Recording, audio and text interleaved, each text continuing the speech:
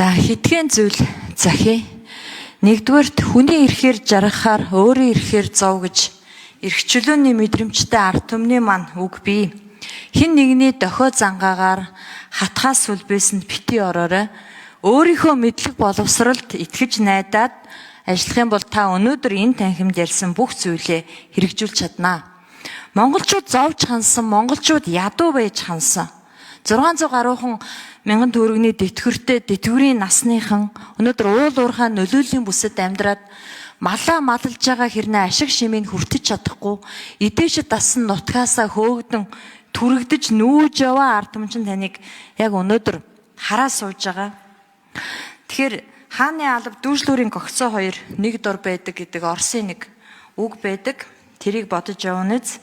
За хоёрдугаарт хэн баялгийг эзэмшиж чинь тэр хүн өнөөдөр төрийг эзэмшиж байна. Энийг болиулмаар байна. Зандажтар дарга. Эх орных нь баялгийг эзэмшчихэд ард түмнийг ядуу амьдруулад нутаг орноос нь хөөж байгаа. Энэнд чинь иргэд чинь бухимдаа да. 21 аймаг би сая тойроод ирсэн. 300 гаруй мянган хүний гарын усыг цуглуулсан. Та өөрөө улсын хурлын дарга байхдаа салхитын мөнгөний орд гэж жижигхэн орд газраар 600 гаруй мянган ахмадынхаа 6 сая хүрлэх тэтгэврийн зээлийг тэглэх хуулийг баталж исэн хүн. Та баялгийг яаж ард түмэнд түгээх вэ гэдгийг мэддэг хүн. Тэгэхээр энийг хэрэгжүүлээрэй. Та өөрөө баялагын сангийн хуулийг баталсан хүн. Одоо энийг гардан хэрэгжүүлэх, тэрийг санхүүжүүлэх боломж танд олдож байна. Энэ бол алтан боломж. Яг үнэхээр зорьсон бүтээсэн юм а хий гэсэн хүнд бол энэ хүнд бас ховорхон олдох боломж юм а. За дараагийн цахаас та танхимаа бүрдүүлэхдээ бүгд найрамдах Сингапур улсад бүртгэлтэй, Люксембургийн гүнд улсад бүртгэлтэй Energy Resource гэдэг компаниас хандив авч улсын хурал сонгогдсон гишүүдээс танхимдаа оруулмааргүй байна.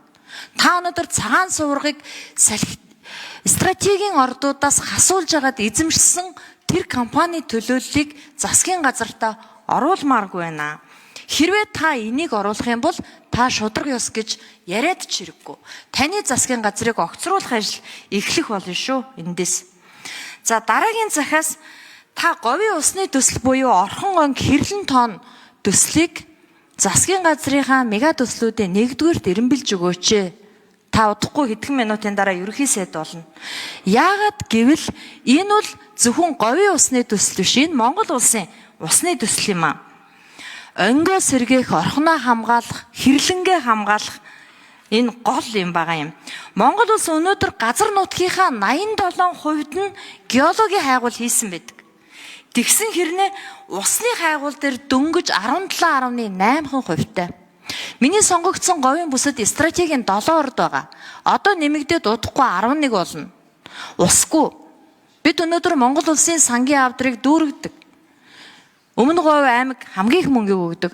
Тэгсэн хэрнээ бид өөрсдийнхөө олсон орлогоор усны төслөө хэрэгжүүлэх бүрэн боломжтой. Та удахгүй төсвийн тодтол өргөн барих гэж байна.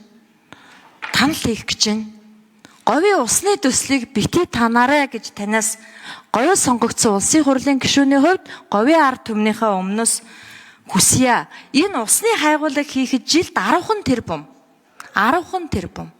Энийг хэдүүлээ хийчвэл одоо таны хэрэг говийн усны төслийг амжилттай хэрэгжүүлж чадах юм бол цэнхэр дээлээ өмсөд одоо сурталчилгаанд чи явахад бэлэн байна да. За эцэст нь ордны тэмцэлд ялагдсан ч гэсэн олон түмнийхээ дэмж